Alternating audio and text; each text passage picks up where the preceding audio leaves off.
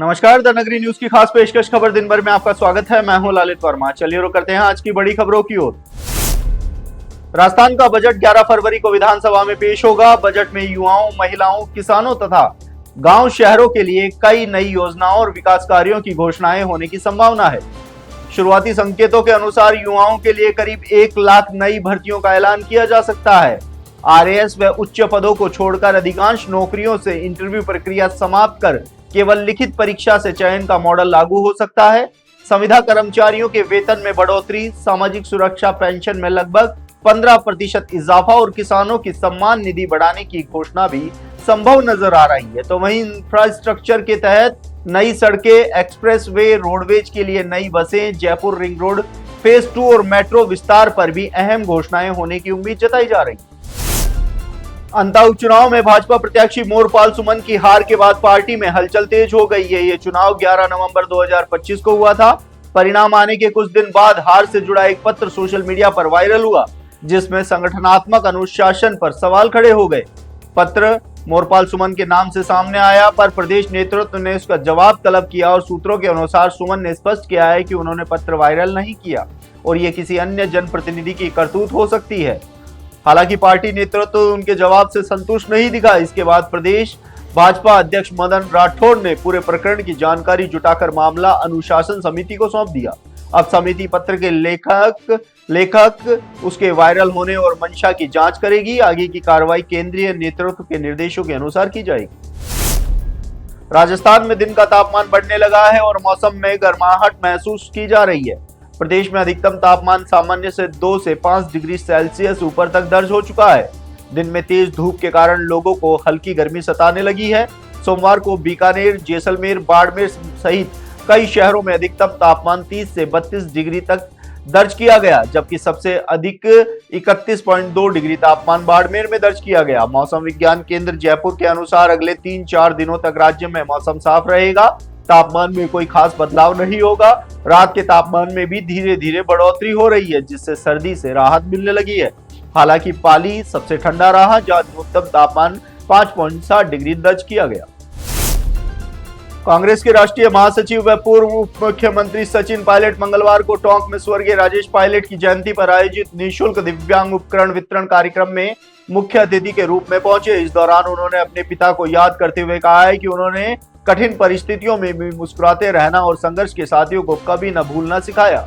Pilot ने कहा है कि सत्ता और सफलता में अक्सर लोग संघर्ष के दिन भूल जाते हैं, लेकिन उनकी जड़ें जनता से जुड़ी हैं। उन्होंने शिक्षा मंत्री के बयानों को निरर्थक बताते हुए टिप्पणी से परहेज किया। दरगाह विवाद पर पायलट ने कहा है कि हर विषय में राजनीति करना गलत है और सभी कार्य कानून के अनुसार होने चाहिए।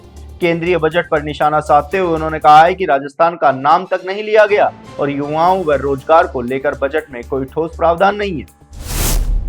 T20 वर्ल्ड कप में भारत और पाकिस्तान के बीच 15 फरवरी को मुकाबला होगा। पाकिस्तान सरकार ने अपने एक्स अकाउंट पर इसकी पुष्टि की है। पोस्ट के अनुसार श्रीलंका के राष्ट्रपति अनुरा कुमारा दिसानांके और बांग्लादेशी क्रिकेट बोर्ड के अध्यक्ष अमीनुल इस्लाम की अपील के बाद पाकिस्तान ने मैच खेलने पर सहमति दी। इससे पहले बांग्लादेश को टूर्नामेंट से बाहर किए जाने के विरोध में पाकिस्तान ने भारत के खिलाफ मैच के बहिष्कार का ऐलान किया था। पाकिस्तान मीडिया का दावा है कि आईसीसी ने पीसीबी की शर्तें मान ली है, जबकि कुछ रिपोर्ट्स में इन्हें खारिज करने की बात कही गई है। भारत पाक मैच नहीं होने पर श्रीलंका क्रिकेट को भारी राजस्व नुकसान की आशंका जताई गई थी। बीसीसीआई सूत्रों ने बताया है कि भारतीय टीम तय कार्यक्रम के अनुसार श्रीलंका जाएगी और आईसीसी प्रोटोकॉल का पालन करेगी। चांदी और सोने की कीमतों में 10 फरवरी को लगातार दूसरे दिन भी तेजी देखी गई। India Boolean and jewellers association के अनुसार 1 किलो चांदी 3,759 रुपए बढ़कर 2,57,424 रुपए पर पहुंच गई, जबकि 10 ग्राम 24 कैरेट सोना 824 रुपए महंगा होकर 1,55,700 रुपए हो गया। बीते 41 दिनों में सोना 22,505 रुपए और चांदी 27,004 रुपए महंगी हो चुकी है। विशेषज्ञों के मुताबिक हाल ही गिरावट के बाद निवेशकों के निचले स्तर पर खरीदारी शुरू की, लेकिन एक मुश्त निवेश से बचने की सलाह दी जा रही है। 2025 में सोना 75% और चांदी 167% तक महंगी हो चुकी है, जिससे भारतीय परिवारों के पास मौजूद सोने की कुल वैल्यू $5 ट्रिलियन के पार पहुंच गई है। सुप्रीम कोर्ट ने ग्रेड सेकंड टीचर भर्ती 2022 पेपर लीक मामले में गिरफ्तार आरपीएससी के निलंबित सदस्य बाबूलाल कटारा को अंतरिम जमानत दे दी है। जस्टिस दीपांकर दत्ता और जस्टिस सतीश चंद्र शर्मा की बेंच ने राज्य सरकार से मामले की जांच प्रगति पर 2 सप्ताह में जवाब मांगा है। हालांकि जमानत के बावजूद कटारा फिलहाल जेल में ही रहेगा, क्योंकि वह एसआई भर्ती 2021 पेपर लीक और ईडी के एक अन्य मामले में भी गिरफ्तार है। कटारा की जमानत याचिका अगस्त 2025 में हाईकोर्ट ने खारिज कर दी थी, जिसके बाद उसने सुप्रीम कोर्ट का रुख किया। सुनवाई के दौरान कोर्ट ने चार्जशीट, गवाहों, ट्रायल की स्थिति और सह आरोपियों को मिली जमानत का ब्यौरा मांगा है। अगली सुनवाई 23 मार्च 2026 को होगी। डूंगरपुर जिला कलेक्टर अंकित कुमार सिंह की अध्यक्षता में सोमवार को जिला कलेक्ट्रेट सभागार में जिला सड़क सुरक्षा समिति की मासिक बैठक आयोजित हुई। बैठक में पिछली बैठक के निर्देशों की अनुपालना की समीक्षा की गई। जिला कलेक्टर ने सड़क दुर्घटनाओं की रोकथाम, यातायात व्यवस्था के सुदृढ़ीकरण और सड़क सुरक्षा जागरूकता पर जोर दिया। उन्होंने अस्पताल चौराहा व परशुराम चौराहा पर सड़क चौड़ीकरण के प्रस्ताव भेजने, साबेला बाईपास पर नो एंट्री व दिशा सूचक बोर्ड लगाने तथा दोवड़ा व आसपुरा रोड की सड़क सुरक्षा ऑडिट करवाने के निर्देश दिए। साथ ही ब्लैक स्पॉट चिन्हित कर सुधारात्मक कार्य, अतिक्रमण हटाने और संकेतक पट्टिकाएं लगाने के भी निर्देश दिए। बैठक में संबंधित विभागों के अधिकारी मौजूद रहे। पिसांगन थाना पुलिस ने लेसवा सरहद पर कार्रवाई करते हुए बोलेरो वाहन से 26 किलोग्राम अवैध मादक पदार्थ डोडा चूरा बरामद किया है।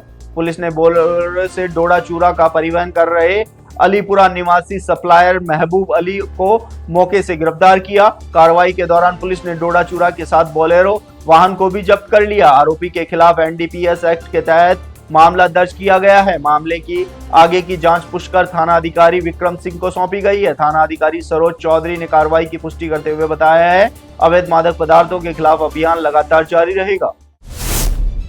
पीएम श्री महात्मा गांधी राजकीय विद्यालय सीसवाली में मां सरस्वती की पूजा अर्चना के साथ शैक्षणिक एवं जागरूकता कार्यक्रम आयोजित किया गया। कार्यक्रम की शुरुआत अतिथियों द्वारा मां सरस्वती के पूजन से हुई। प्रधानाचार्य राजा राम मीना एवं पीएम प्रभारी राजेंद्र बैरवा ने अतिथियों का स्वागत किया। मुख्य अतिथि डॉक्टर विनीत मोबिया, डॉक्टर कृष्णेंद्र नामा एवं डॉक्टर ललित मोबिया ने विद्यार्थियों को महत्वपूर्ण जानकारी दी। डॉक्टर ललित मोबिया ने सांप काटने पर प्राथमिक उपचार के बारे में बताया, जबकि डॉक्टर कृष्णेंद्र नामा ने प्लास्टिक के दुष्परिणामों पर प्रकाश डालते हुए उसके उपयोग से बचने का संदेश दिया। कार्यक्रम के अंत में अतिथियों का प्रतीक चिन्ह भेंट करके सम्मानित किया गया। तो ये थी दिन भर की तमाम बड़ी खबरें। कल फिर से आपके साथ रूबरू होंगे, तब तक के लिए नमस्कार।